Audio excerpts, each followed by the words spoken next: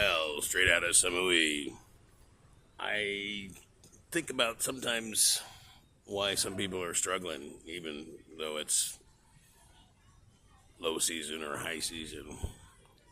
A lot of it is determined by the details. And the devil is in the details, as they like to say. Small things, like, okay, you're going to have a shop. And so the rules are somewhat indeterminate between the different shops. Some shops you can smoke in, some shops you cannot. And everybody's got their shingle out, right? It's one of the reasons why I really don't do a lot of like negative or bad reviews, because if I don't like it, I just don't go back. I just don't spend my money there again. You got one shot in my pocket, and then I don't have super high standards, but to, have you sit outside, no fan, obviously I got a bandana on because I'm sweating, can't use your Wi-Fi, can't use your bathroom, it's like, why would I ever darken these doors again when there's hundreds of other places? I hear people talk about this, if you ever check out What's Buzzin' in Pattaya with Trevor and those guys there from the Buzz-In Lounge, and he talks about all these hotels and so forth that he would love to do, videos and review for. They got a great media team there. Just like top-notch for foreigners. It's a place that if you're interested in that part of the world, you get the most information. And it's not just about, passport bros. It's legitimate stuff. And a lot of people they don't think of it that way. It's not so much, it's not how you having a service mind. It just is sort of like a faux tolerance. And I get it. I do. If this was the situation, I suppose, in my home country, where on one hand I'm determined to get as much money out of tourists as possible, but on the other hand I'm not going to do as jack squat for them on top of it. It's a double-edged sword. And so the more that you sort of focus on the fact that, your business is not making money and you can't pay your bills and you're having difficulty with your customer base, you can't attract your customer base, you don't know how to work your leads, you don't know how to work social media. And so somehow it's not your fault, right? That you haven't educated yourself or try to improve your skill set. Someone who has worked in media and it was a promoter for a long time of different things, whether it's music or other types of shows. Now it's all about doing the food stuff another day at the other cafe, which was always like not even a focus of mine. But that information has been useful for people, and 500,000 views later on reviews. I try to hold myself to kind of a standard. Again, not talking a lot of trash because defamation is a thing in this country. But on the other hand, I'm very, very open about it. Like, if I return, I like it because I can spend my money in a lot of other places. It's not a lot of money. I'm not a wealthy guy. I work for my living, just like most of you guys do. I'm on permanent sort of like working holiday most of the time because I've determined to make my life that way. And so when I find something that is of value, then I like to point it out, I like to share it with people. Because of the fact that these kind of places still sort of take up occupancy.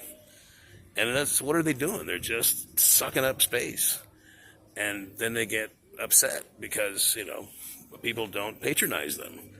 I'm not saying you got to run out and, kiss frog ass and all that stuff like that. That's not what I'm saying at all, because a lot of these people are terrible. They are savages, and they do take advantage sometimes of service-minded or friendly individuals, and the language barrier and things like that. If I see Farang misbehaving, I call them out. I tell them to tell them exactly how I feel about their behavior, and it does get sometimes a little rough. But most of the time, it's sort of a slap in the face for them to wake up and realize that they're being dickheads. Because when they do that, it sort of sets the tone for a lot of these places like this, who are, I'd say, almost adversarial about doing business with you. So why would I do business again, right? I don't know. Hopefully, whatever they bought and decided to sell here is worth my time. But otherwise, I would never put my shadow on this side of the street again. The good advantage of it is, of course, is that right across the street is the Long Beach Plaza, which is home of a place that is service-oriented, and a place that does care about their patrons and does go above and beyond to take care of it. And that's Elite Gym Samui, the same as Elite Gym in Batya.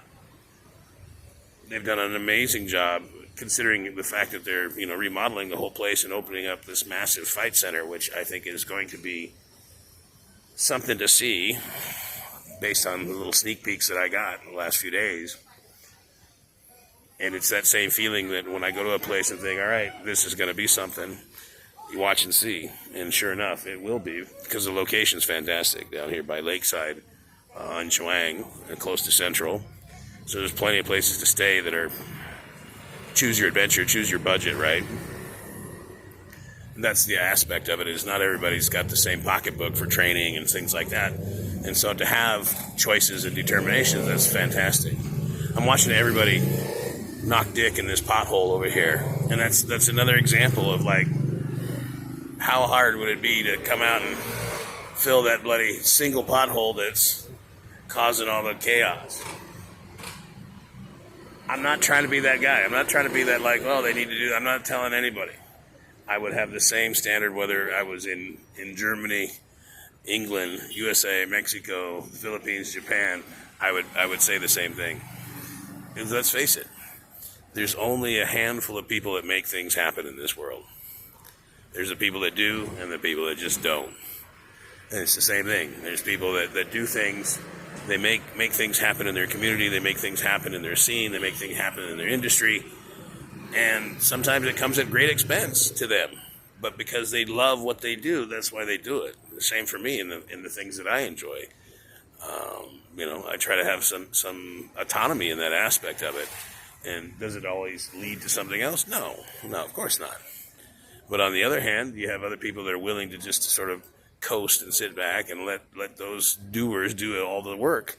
And then they complain when things don't happen, when the doer does sad enough, is exhausted or leaves or goes to greener pastures or whatever else. And they think, well, golly, what happened? And it never occurred to them that somebody was going out there filling up the pothole. That somebody was, setting up new things for people to do. And those are the master cylinders in the world. And I've said that all the time. It's a lesson that my father used to give me from Felix the Cat and the master cylinder and the mad scientist, Just like in an engine, it's the one that sort of makes all the other pistons, follow along in this case. Even though I have a very serious love-hate relationship with a combustion engine, I've learned that the hard way by pissing on the hornet's nest of talking about electric vehicles in certain threads. And man, I tell you, the cookie cutting cis male, I love my car as bad as I love my gun sort of bunch that comes out after that because they can't see beyond fossil fuel as a way of getting around. It's weird. It's weird that they would get so bloody offended by the aspect of that. I am saying is for a long time is that because of the control that fossil fuel companies have had over our economics and our government and the military, we're basically an oil company with an army. It's prevented us from traveling in the stars. It's prevented us from curing cancer. It's prevented us from doing a lot of things. We should be a lot farther ahead in advance. And this is an old drum beat from me, of course, if you've stuck around and listened to me at any time for a length and know that I feel that way. But I'm determined to hang in there. I'm determined to see this to the very end as much as I can because of the fact that it is getting just wackier and weirder, and the weirding of 2024. 2025 is going to be off the hook is going to be nutso. Because everything that I sort of had pegged as happening this year, and a lot of it came to fruition, but the level of it maybe was not quite what I expected. In some places it was overdone, but for the most part, what we're going to see next year is, it's like, is this the final episode? But it's not. It never is. It's just a different episode in this case. So I'm not trying to, see, you're really hitting that hole right there. I mean, it's a deep one. And that hole has been there since I've been coming here, and that hole will be there long after I'm coming here, because it'll never occur to somebody to take care of that. Unless somebody's like myself that is, in a uniform, whatever else, and probably only then, when something happens to them, like they break their bike or they fall down, or somebody that's juiced in gets hurt by that, then it'll happen. When a little bit of preventative measures would have taken it. But again, it's just a different way of thinking about life, a different way of thinking about the world. And I'm laughing at myself that after 11 minutes that I'm still kind of ranting and raving because of my experience of what happened here. But again, I got gills that turn shit into oxygen, and so these lemons here I'm turning into lemonade by using the head full of steam to rant and rave and make some content and try to establish myself again as being a voice out in the wilderness, of course, like John the Revelator, and to share, some insight of my experience. And I'm laughing. I was like, everybody hits that hole. I'm about ready to go out there and take a dump in it. You might have remembered the pothole warrior in Portland, Oregon, who went around drawing dicks on the potholes with spray paint, Sometimes modern problems require modern solutions. And of course, people weren't offended by the pothole. People weren't offended by how dangerous it was. They were offended by, oh my God, there's a dick on the street. And so they filled him in. I'm not sure what we could put into that one to get some action on it, but it'll have to be done. It's close to like 2 fast food places. Maybe we should just fill it through that garbage that they call food, I mean, this thing is like turning into Mel's Hole. You can hear the rhythm of it, everybody hitting it. Bam, bam, bam. So if this is a simulation, that is definitely a glitchy part of it. Boom, another one. Boom, another one. And it just it'll go like that for infinitum. Anyhow, where we started with all this is that if you are trying to make money off of working with people as a retailer, as a service provider, as a coach, whatever it may be, you got to go above and beyond, because there's way too many other motherfuckers out there that are looking and chasing the same scraps that we all are. And if that's the case, you got to make the best impression. And trust me, I'm the worst person in this case. I get off on the wrong foot with people quite often. And I'm okay with that, because I'm all right for what I do. Because in the end, I know that my methods will justify the madness in this case.